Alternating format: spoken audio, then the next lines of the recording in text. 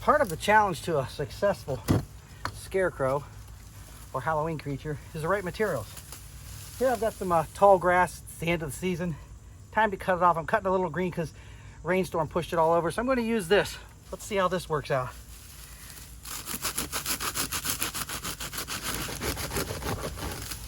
I use a trusty handsaw, and you get a big clump like this, and then we toss them in a big pile.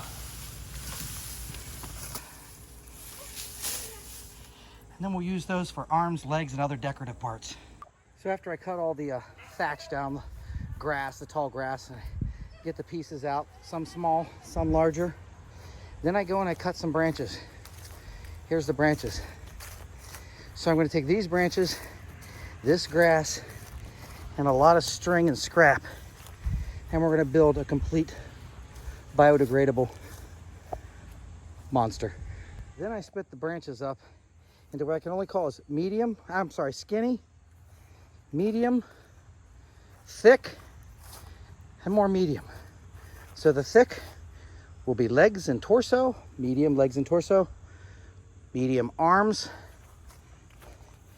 and wrap torso. So take two of your longest pieces, kind of form them into an X.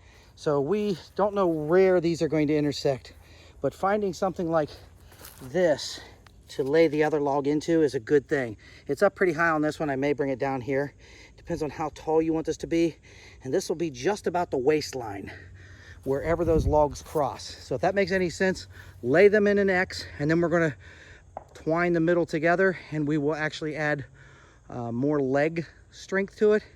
And then we'll use this shepherd's hook right here, if you see it, as something to stand it on when we want to look at what we're doing with it. But let's start first with the legs. So then tie the legs together really, really tight. Make sure they're all tied strong, and then tie it at the waist. So you can tie all the waist together. See, I just did it with some scrap string, and then I'm using this shepherd's hook to hold it up, and this is what it'll begin to look like. Right now that's about, I don't know, much taller than me. So let's see, up there.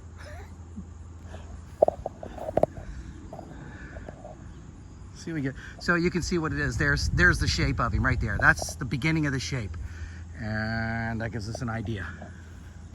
So tie off the legs, tie them good and firm together.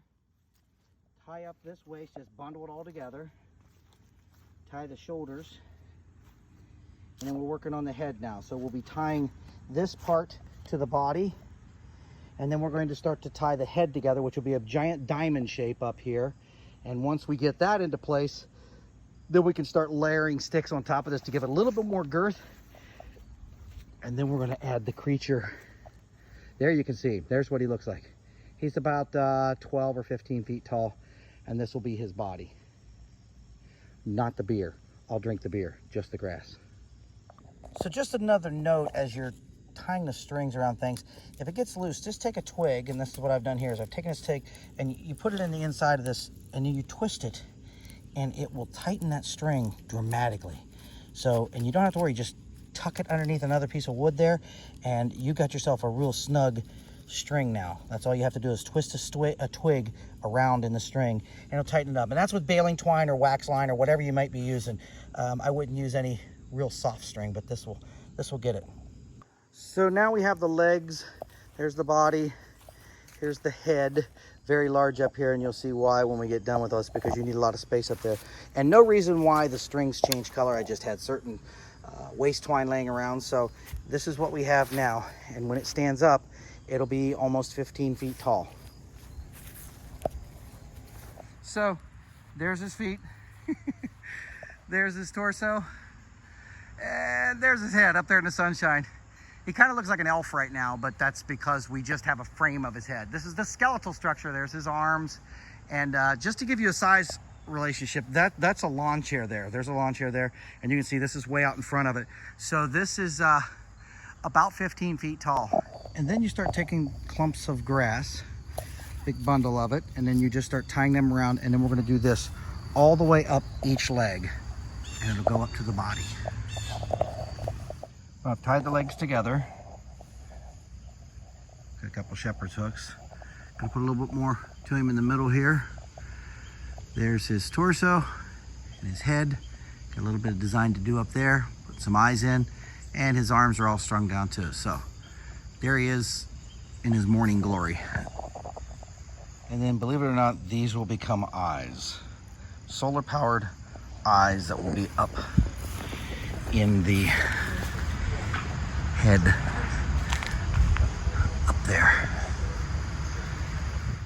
So now I've laid the Scarecrow face down. That's his feet down there, and this is his head up here. And I'm starting to weave the back, just get it a little bit lighter grass clumps, and I'm weaving them in and out here to give it a little stability, because this is all green. It's going to turn brown and it will dry and become very brittle. So now is the time to weave it into place and then rope it with something as simple as twine like this. Quick side note, as I tie these twines, I'm tying them to a stick, one of the parts of the sticks of the frame, the skeletal frame. I'm leaving a lot extra because at the end of this I may have other things that I tie into this. So leave some extra string every time you cut, because you're going to use some of this later, guaranteed.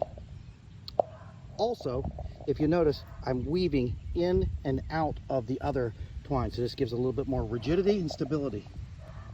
All right, so now what we're going to do is we're taking these solar lights, if you notice they're solar, and we're laying them in the head, so it's going to look like eyes. So when you step back here, you'll see that that will be eyes, and they will light up at nighttime, 12 feet up in the air. And when it's all done, it should look something like this. And those eyes will light up at nighttime. So this is green. When the grass turns brown, it will have a complete different look to it. All right, here's our first 360-degree view. Look at this guy. Before we try to put him up in the front yard, which is the next challenge, is how to keep him standing up like this. This is, he's holding on with shepherd's hooks right now. So there's that. But there he is, waiting to scare you. So if you're not afraid of yard waste, you should be, because this is all yard waste. Every bit of that except for the eyes. There, you can see the eyes. We'll see that at nighttime too. So now I drive stakes into the ground, and I put him up in front of our Sasquatch. He towers over him. That Sasquatch is about 6 or 7 feet tall back there. So roping these off is very important, because if you look real close, it's 4-way roped off. This way, if it wind pushes it this way, these strings will hold it, hopefully, and then these strings hold it for the wind the other way.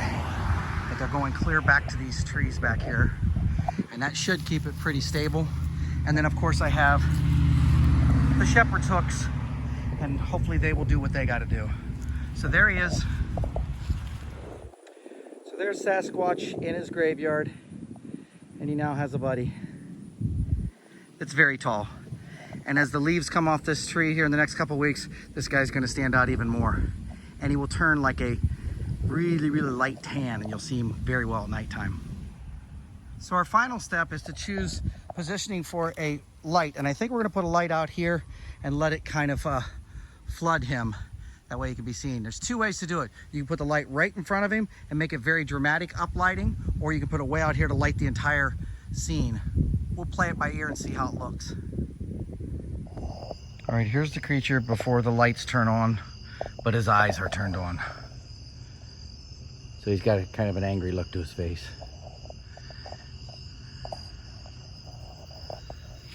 That's what he looks like after sundown. So this is the final product here.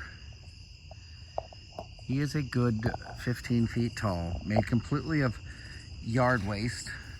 So we've got some tall grasses and branches from some trees that were dropping their branches, and he's held up with baling twine. So that's what he looks like, and it is somewhat ominous looking when you have the red light behind him and the green lighting forward. I mean the LED lighting forward. We've put it right underneath in front of him, so that's the uplighting. So there is a yard waste Scarecrow. If you're not afraid of yard waste, maybe you should be.